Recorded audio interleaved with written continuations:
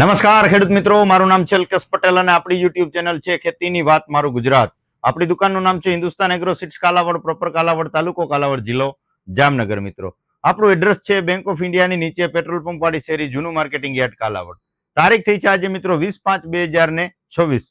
ચર્ચા કરવાના છીએ કે આવનારી ચોમાસુ સિઝનમાં કપાસના પાકનું વાવેતર કરવું છે અને ખેડૂત મિત્રો મૂંઝવણમાં છે કે ભાઈ નવીન કઈક વેરાયટી, નવું ટેકનોલોજી વાળું હોય તો રોગ જીવાત સામે આપણને રાહત મળે અને ઉત્પાદન ક્યાંક સારું મળે, આવી વેરાયટીની શોધમાં હોય, આવી વેરાયટીની પસંદગી કરવી હોય તો એની અંદર આપણે ભલામણ કરશું હેપી, જે આપણે જૂની અને જાણીતી વેરાયટી. ગયા વર્ષે પણ આના ખૂબ સારા પરિણામ મળ્યા છે. હેપી વેરાયટી અને બીજી વેરાયટી જે છે એ મેજિક બોલ, બંને વેરાયટીનું ખૂબ સારું પરફોર્મન્સ મળેલું છે. હેપી વેરાયટીની જો આપણે વાત કરીએ તો આ જે છે વેલી પાકતી જાત છે, બરાબર છે.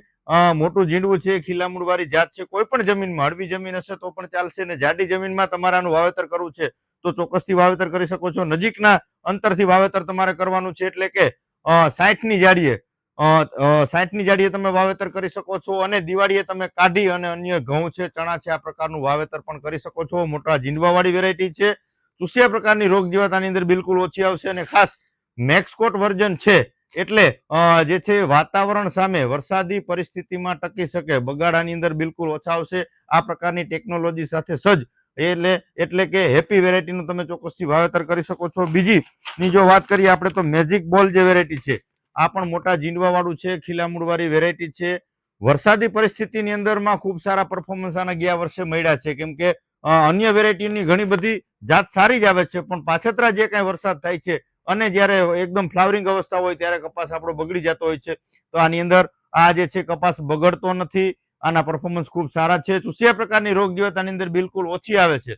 તો ખાસ કરી અને આ 475 ગ્રામ આવે છે, એટલે કે 25 ગ્રામ આની અંદર જે છે રેફ્યુજી બીટી અંદર મિક્સ કરેલું જ આવે છે, એટલે તમારે આમાં ગુલાબી ઈયળનો પણ પ્રશ્ન રહેશે નહીં, કેમ કે રોગ જીવાત બધી જે છે એવા છોડની અંદર 25 ગ્રામ જે આની અંદર મિક્સ આવે છે એની અંદર રોગ જીવાત બધી તમારી રોકાઈ જશે. એટલે તમારા જે છે છોડને, આખા જે છે પ્લોટને ક્યાંય કોઈ જાતનું નુકસાન ઈયળ પણ કરશે નહીં, ચૂસ્યા પ્રકારની રોગ જીવાત પણ નુકસાન કરશે નહીં. તો મોટા ઝીંડવા વાળી વેરાયટી અને વજનદાર વેરાયટી, ઘણા બધા મિત્રો પૂછતા હોય ભાઈ આનું વજન કેવું થાય, હળવું થાય કે શું, તો એકદમ વજનદાર વેરાયટી જે છે હેપી વેલી પાકતી જાતનું જેને વધારે વાવેતર કરવું છે, આ જે છે એ મધ્યમ પાકતી જાત છે.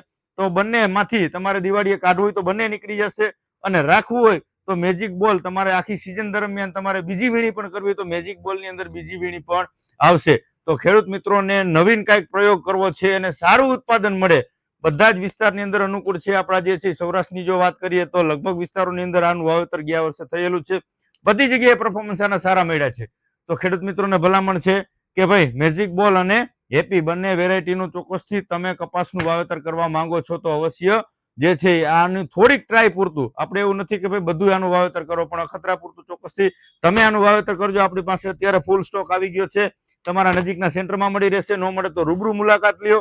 અન્ય પણ ઘણી બધી વેરાયટી છે, પણ આપણી ભલામણ એવી હોય કે ખેડૂત મિત્રોને કંઈક નવું આપવું, સારું ઉત્પાદન મળે, ખર્ચ ઘટે અને ઉત્પાદન વધે. આવા મુદ્દાથી આપણે કાયમી વિડીયો બનાવીએ છીએ. તો આની અંદર ખર્ચ ઘટશે, શું કામ એને કે ચૂસ્યા પ્રકારની રોગ જીવાત નહીં આવે, ઈયળ નહીં આવે અને વજનદાર વેરાયટી થશે, એટલે ઉત્પાદન ચોક્કસથી વધવાનું જ છે. તો આપણે એવા મુદ્દા સાથે આપણે કાયમી વિડીયો બનાવીએ છીએ.